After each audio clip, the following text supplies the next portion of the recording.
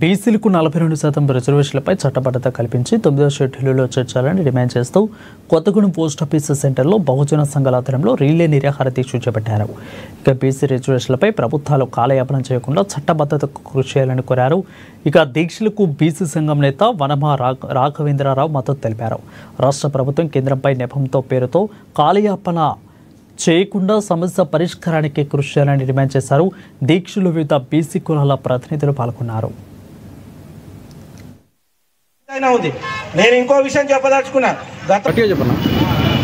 బీసీలకు జరుగుతున్నటువంటి అన్యాయాన్ని దృష్టిలో పెట్టుకొని యావత్ తెలంగాణ కాకుండా దేశవ్యాప్తంగా ఉన్నటువంటి బీసీలకు జరుగుతున్నటువంటి అన్యాయాన్ని దృష్టిలో పెట్టుకొని ఇవాళంతా కూడా బీసీలందరూ కూడా ఐక్యంగా ముందుకు వచ్చేసి బీసీల తమకు రావాల్సినటువంటి హక్కుల కోసం పోరాటం చేస్తున్నటువంటి విషయాన్ని ఈరోజు జరుగుతూ ఉంది.